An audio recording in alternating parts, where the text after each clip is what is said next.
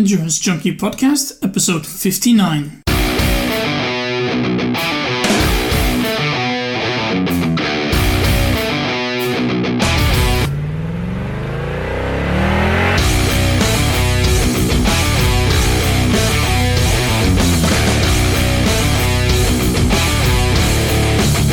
Hey Junkie, thanks for joining me on a new episode of the Endurance Junkie Podcast, the show where I will be interviewing some of the fastest, smartest, and most inspiring people active in the endurance world today. Joining me now is Mark Wolff, and he's one of the co-founders of 32GI, a sports nutrition company based in South Africa. He's a certified sports nutrition expert, as well as a coach, and he spends most of his time guiding athletes with a very holistic approach to blending training and nutrition for performance and health. Mark, thanks for coming on the show. Can you start off by telling us a bit about yourself, your sporting background, and how you ended up in endurance sports? It's a very interesting question because I can't say I was a very top sportsman when I grew up. I was born in Cape Town, lived in Johannesburg most of my life, and I was involved in more field sports. I used to play rugby, soccer, or football. I used to play cricket. Eventually, I started playing squash, and I was never a top athlete at school. I never really did athletics, only when we were forced to. And if I rode a bicycle, it was ready to go and visit a friend. So I did have a little street bike which I used to ride up and down, but nothing ever serious. And when I completed school and I went to university, I actually started weightlifting, and I grew myself from 65 kilograms when I finished school to probably a peak weight of around 112 kilograms as a weightlifter. And very different from being an endurance athlete. However, in my 20s, when I was living overseas, I contracted a virus and I fell very, very ill. I was bedridden for a very long time. And I was actually advised at that stage, you need to change your life. You need to change your lifestyle. The troubles come knocking at your door at too young an age. So I actually then landed up getting involved in studying nutrition. I switched from weightlifting to mountain biking and then more to endurance sports. I dropped 46 kilograms in weight.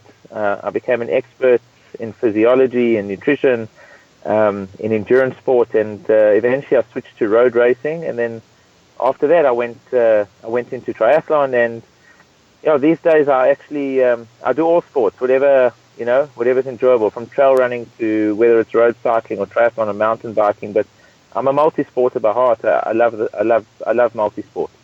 Was your nutrition then so much different when you were weightlifting than when you were an endurance athlete? Very, very different.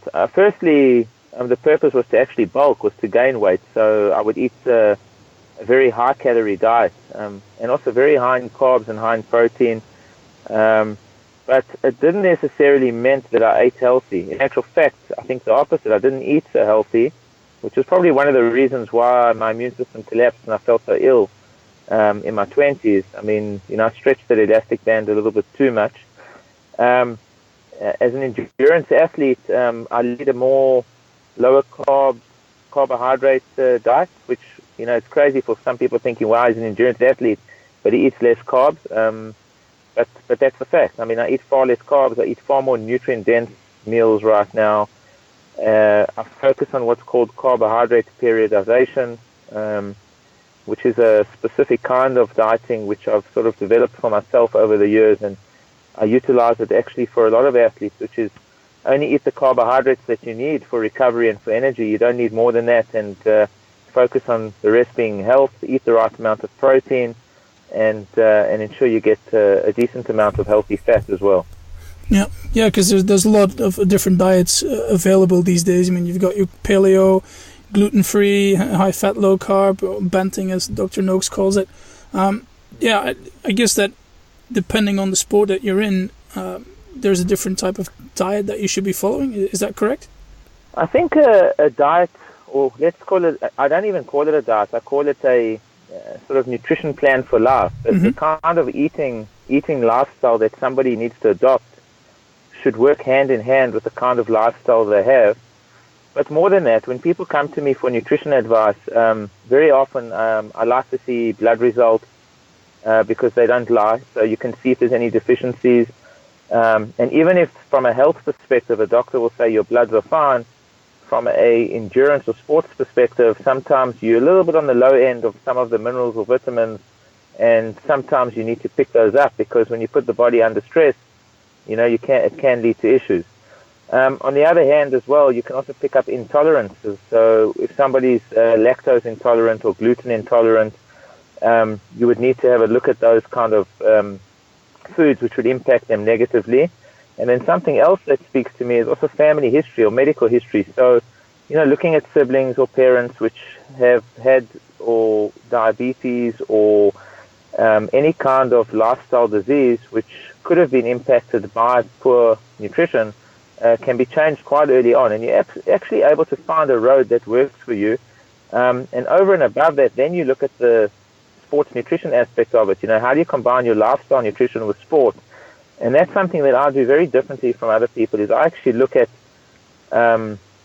nutrition around exercise based on time and intensity. So depending on how hard somebody would push himself for during a training session and how long he would push himself for, and intensity, we use heart rate as a measure, that would ultimately speak to me as to how we could structure the eating around the training to ensure that the energy levels are topped up again, or glycogen stores are replenished, blood sugar is stable, muscles are recovering nicely, and they're able to carry on doing back-to-back workouts, but having taken in the right nutrients to be able to recover as much as possible between those sessions. And of course, looking at the health aspect and ensuring that the immune system stays strong, because those are all very important. For me, endurance is not just about performance. More so, people are switching to endurance as a form of exercise, not necessarily to get a podium or to be a top athlete. There are a much higher percentage of people out there, we call them weekend warriors, who are doing it for social, but very much for health reasons. And if you're going to do endurance sport for health, then you need to look at it holistically. So nutrition, training, recovery, all needs to be taken into account. Yeah, so it becomes a really individual program, not only exercise, but also, your food and your mental state, what you put in your body. 100%, Peter. I do talks quite a bit, and one of the talks that I do is I actually compare a human being to a motor vehicle. A motor vehicle has an outer shell. It could be a Ferrari, Lamborghini, it could be a Volkswagen Beetle or a Caravan. Everybody's got a different shape, and again, everybody's got a different engine. So I always tell people, if somebody's got a high-performance vehicle, they're not going to go and put diesel fuel into it. They're going to look for a very high-octane or high-performing fuel, close to jet fuel for a car. And when we want to perform at a high level or just want to put our bodies under stress, we put the accelerator down on our own gas tanks. We need to also be looking at the kind of fuel that we're putting into our own engines, because if you don't put the correct fuel into the human engine, you are going to look for trouble. At some stage, you are going to it's going to lead to illness or to lead to injury. You need to fuel what you're doing correctly, and just the way somebody treats their own motor car by taking it for services and having regular checkups and making sure the tire treads aren't smooth and, doing all these things. The human body it's your own vehicle. You need to treat it even better than your motor vehicle. Motor vehicle doesn't have any meaning, but your own body does. So that's what you need to focus on. And you need to give it the right oil, the right fuels, and obviously, service it correctly, because ultimately you only have one body in which you can live. Yeah. So do you think that there's also different periods in the year or in a season that you would eat differently? Like, for example, you've got a long build up in winter where you do a lot of mileage and you build your base, but then you get into the seasonal period and you might be doing a bit more speed work. You think that you need to change your nutritional plan at that point as well? Yes, definitely. Like I mentioned earlier, time and intensity will ultimately determine, how you're eating and how you need to fuel. So in winter, people tone down their training, and generally, some people stop for a while and they recover. At that stage, I actually look at dropping my carbohydrate intake significantly. I go to a much lower calorie diet, and the reason being is that I'm not burning off the calories really for exercise. I'm just doing very low intensity exercise and just ticking over. So I don't want to gain weight. I believe that athletes don't necessarily have to roller coaster. Their weight doesn't have to be so up and so down. It's very, very easy to maintain a very, very stable, steady weight from peak season to non-peak season and back again if you just watch how you're eating. So, as the season picks up and you start to put in more mileage into your training and you start to incorporate more high-intensity training sessions, so more HIIT sessions, interval sessions, speed work, you will have to actually change your diet in order to be able to support those efforts and make sure that it keeps you strong and allows you to recover properly. Makes perfect sense. You're one of the co-founders of 32GI and sports nutrition brand based in South Africa. What's the story behind the brand? Did you guys start it because you were lacking something in brands that already existed, or what makes you different from all the other brands out there? It's an interesting question, Peter. I think it actually started because I was actually I used to get somebody to make my own energy drinks for me.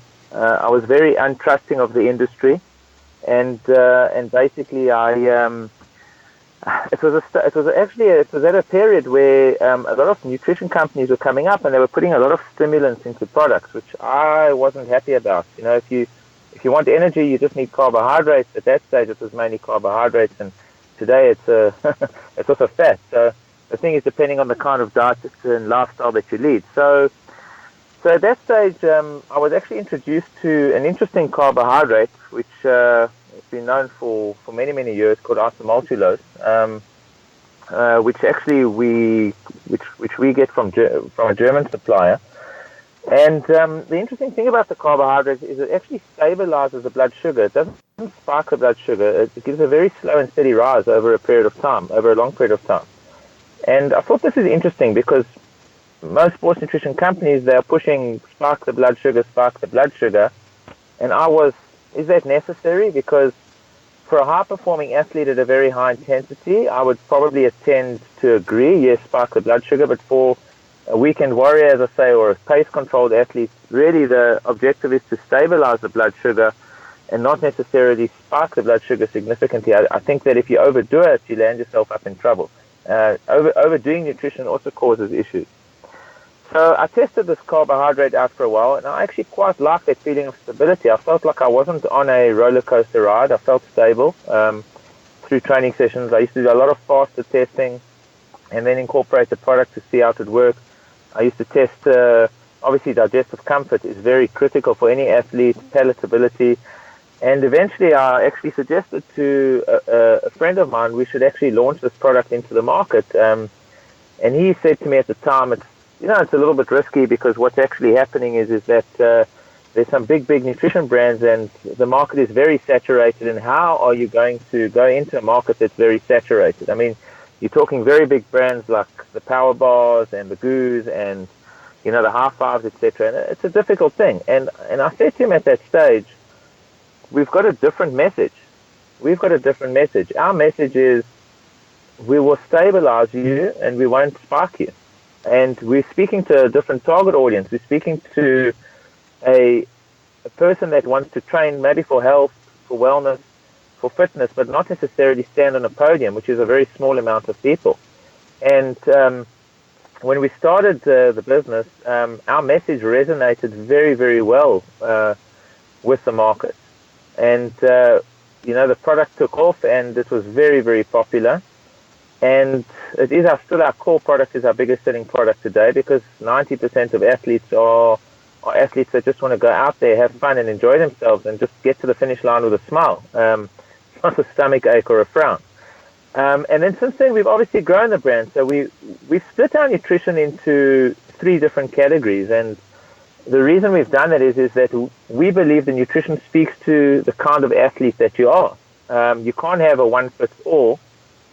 You need to have a nutrition speaking and actually being utilized by a specific athlete. So we've got what we call our endurance range, which is our endure range, which is basically a range which is focused on stabilizing blood sugar, It's not for your very high-performing athletes, although there are some high-performing athletes that do utilize it. And then we've got a race range, which is more, that is a range where, yes, it's a higher calorie intake, quicker releasing carbohydrates, does raise blood sugar more significantly, but that's really targeted at a person who's really serious about racing and really wants to get the best out of high performance. And then we've got a recovery range where we've got some recovery products. So that's how we decided to target those. So we feel that we're different in a way that we try and speak to the individual. We never advise on sports nutrition based on product and on event and on distance, etc. And we look at the athlete. We actually question them: do they like a liquid feed? Do they like a solid feed? What kind of performance are they hoping to get out of this event?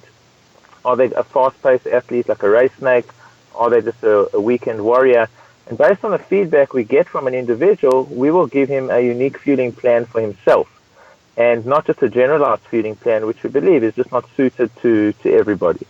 And that's how we differentiate ourselves. We focused on health before performance. We always place an emphasis on health before performance. So when it comes to the brand, our products are actually all vegan. Definitely, there's no animal derivatives in any of them. We don't use non-nutritive sweeteners in our products. We keep them very, very clean to the extent that they're child-friendly for a 4-year-old upwards could actually use our products. We keep the colors and the flavors completely natural. One of the South African brands that's European Food Safety Authority compliant, and we do export to many international markets where a medical control council or health criteria is very, very strict, and we actually comply because we have food grade product as opposed to a sports supplement grade product. Okay, so you would definitely advise that instead of people just going to the websites and buying products, that they would actually get in touch with you guys and figure out together with you guys a really personalized nutritional plan. Yes, I mean, we've got a coach at 32gr.com, which a lot of those emails mainly come to me, where I answer questions based on the type of event somebody's doing. We look at hydration separate to energy. We try and advise as best as possible. We even look at natural food options as an option. We don't necessarily, we're not product pushers. We actually like to educate and give people knowledge as to what we feel is best for them from a health and performance perspective, and then they actually need to make up their own minds as to how they want to go forward. I don't like being a salesman. I prefer passing on knowledge that somebody can make up their own minds and decide for themselves what's the best. But yes, I mean, we've got an online chat facility as well, which we try and we try to be available to us constantly, but it's not always easy. And then obviously there's the coach facility to try and help people with their requirements. Right, perfect. Now it makes perfect sense. Let's get into some practical stuff here, because we're about 3 weeks out from the big show in Kona, and a lot of athletes are now arriving on the big island. Do you have any tips or tricks that could help the body adjust quicker to the conditions, like the heat and the humidity? Well, I think you're looking at two types of athletes that are going to Kona, some from the southern hemisphere, some from the northern hemisphere.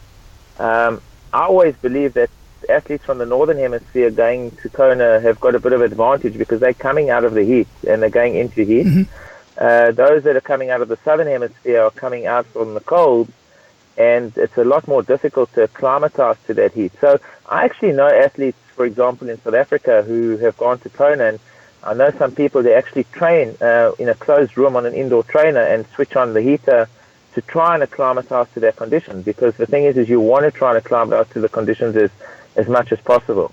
I just came from, I was actually in Israel a couple of weeks ago, and I was riding anywhere between 30 and 40 degrees of heat during the day. And it's amazing how, over time, it takes probably around 2 weeks, I'd say, to acclimatize properly. But over time, the body really does acclimatize to those temperatures. The earlier you can get to Kona, the better. I know definitely the pro athletes go there as early as possible so they can acclimatize to the conditions. Interestingly enough, if you look at South Africa compared to some of the European destinations, salt is a very, very big seller in Europe. And in South Africa, it's not such a big seller. And, maybe the climate in South Africa is hot for more months of the year than it is in Europe. We don't get that excessive cold. So, there already it shows you that people are more acclimatized, to hotter conditions. Whereas the Europeans find that they need to take in a little bit more sodium to help pull the fluid, through the digestive tract into the system, because they lose a lot of fluid and they don't know how to deal under the circumstances with that fluid loss. So they tend to take in a lot more salt. But again, I mean, you need to train your body from a nutrition perspective for that particular event. And the only way to do that is to try and simulate the conditions as close to possible as what you're going to be doing in that event.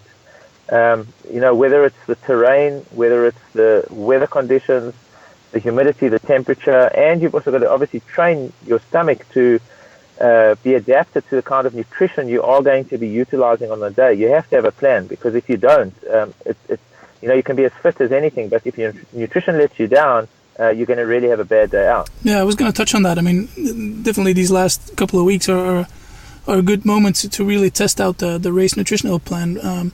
But you must have that already in place. I mean, it's not a time to start experimenting with new products in these weeks leading up to the race, right? 100%, Peter. You need to train out. I always tell people you need to be 12 weeks out and have already a slight nutrition plan in place.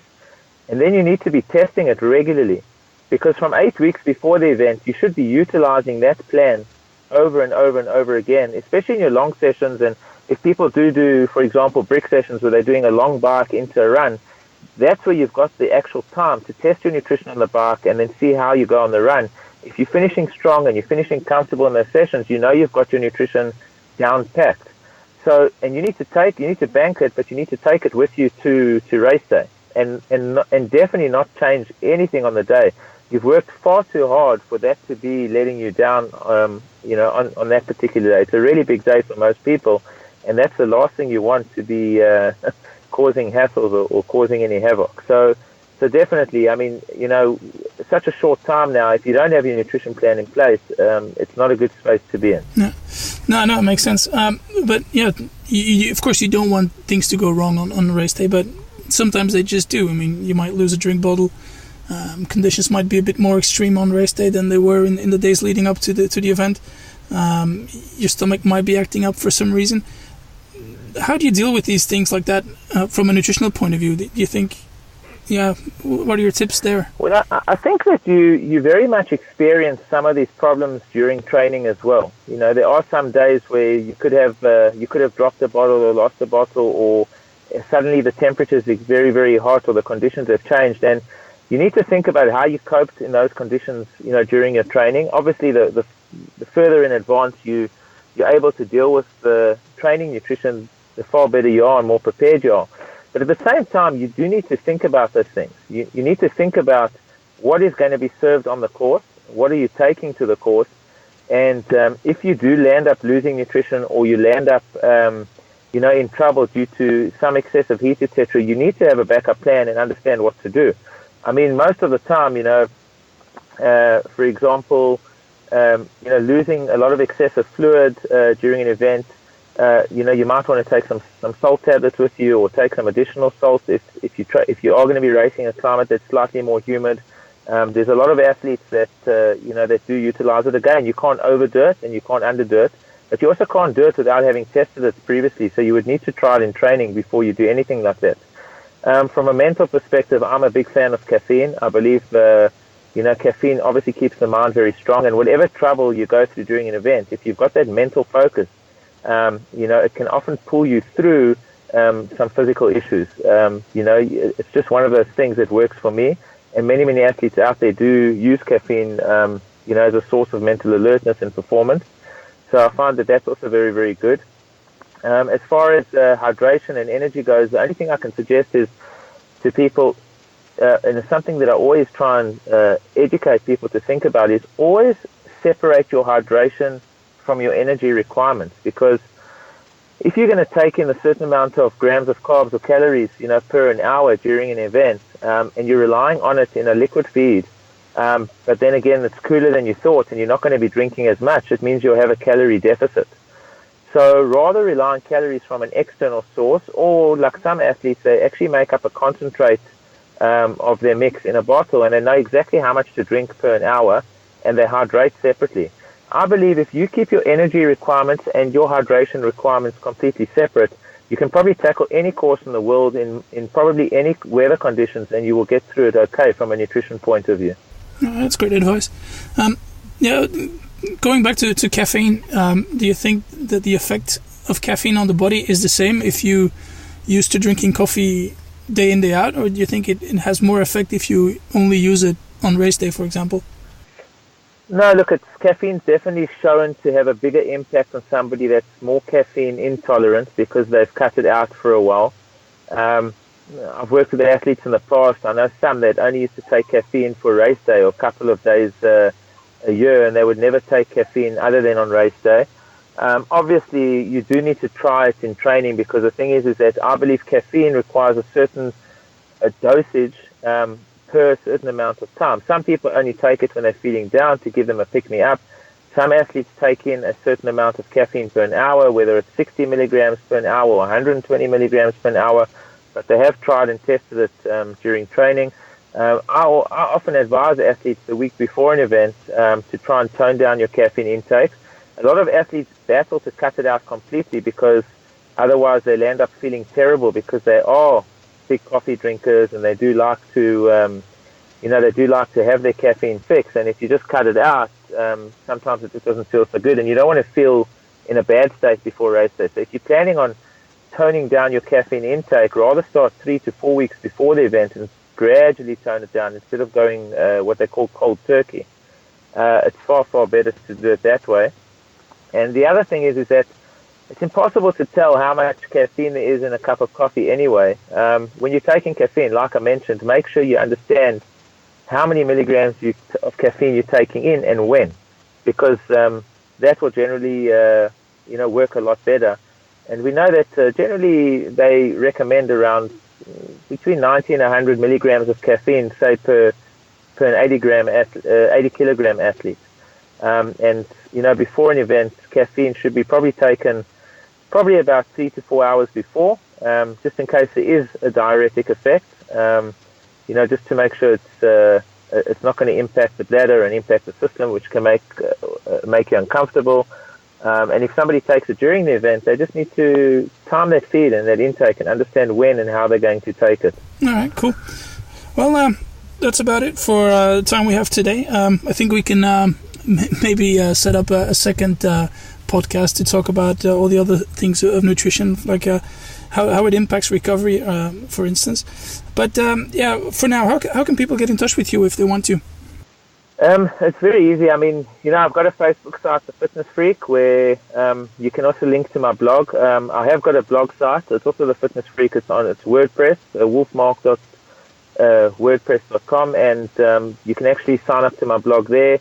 I do write articles, quite frequently on different topics, but I've actually started a new initiative, it's just launched this week, which is actually people understanding what I myself do and what other athletes do on a daily basis. It gives them a snapshot into our lives as to, the kind of routines that we have, what we think about, and how we deal with certain issues from a health and wellness perspective, which we hope will be an entertaining way of actually educating and informing people.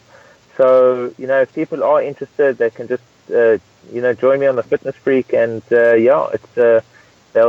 hopefully they'll get some insight and some entertainment at the same time. Yeah, cool. I'll definitely put the link up on the show notes page on the podcast website. Do you have some sponsors or some partners that you work with? Well, look, 32GI, we fall now under a big umbrella distribution company. We do 3 brands in actual fact in South Africa and 2 globally. So 32GI is obviously a global brand. Then we've got another brand called Rapid Recover. That's pneumatic compression, or dynamic compression technology to help increase circulation, improve circulation in the body. To help athletes recover faster, but also to help recover quicker from injury or post-operative surgery, or remove fluid, or excessive fluid retention in the limbs. And then we actually, interesting enough, we've partnered with a UK company called True Start Coffee recently, and we do distribution around Southern Africa. It's the only coffee in the world that actually has the exact amount of caffeine per serving, and it is a caffeine that releases for about 5.7 hours, which is extremely interesting as a pre-workout. But yeah, really, really good. Personally as well, I've got a sponsorship by Brooks. I use Brooks running shoes, so I'm quite a fan of technical running shoes, and I've been enjoying running in them for many, many years. All right, perfect. Anything else you want to plug? That's it, Peter. I really, really appreciate your time. Thank you very much. And people know how to get in touch with me on the coach address. And if anybody, just wants some to chat or information, we make ourselves available. So I think that's the best thing, is that people have got somebody to turn to when they don't understand how to deal with the sports nutrition. And we try and help as much as possible. Yeah, no, it's a very important part of doing sports and doing endurance sports. So any education is welcome. Thanks again for your time, Mark. It's been a pleasure. Thanks, Peter. We'll chat soon. Okay, thank you very much. All right. Thanks for listening to this episode with Mark Wolff from 32GI. As always, it's very interesting to get some good advice on nutrition, and I'm sure I'll be having Mark again on in the near future to discuss other aspects of sports nutrition, like recovery, for example. Now, if you've liked what you just heard and don't want to miss any future episodes, head over to iTunes or Stitcher and subscribe to the show. Now, there's two ways to get there. You can either search for Endurance Junkie Podcast in Google, or you can head over to the podcast website, junkiepodcast.com, and you will find the correct links there as well. And while you're at it, and if you have some spare time, leave me a rating and a review. That would be awesome. There's also a contact section on the website, so if you have ideas for improvement or possible future guests, drop me an email. I would really love to hear from you guys. Thanks again for listening, and I'll hope you'll join me next time. Cheers.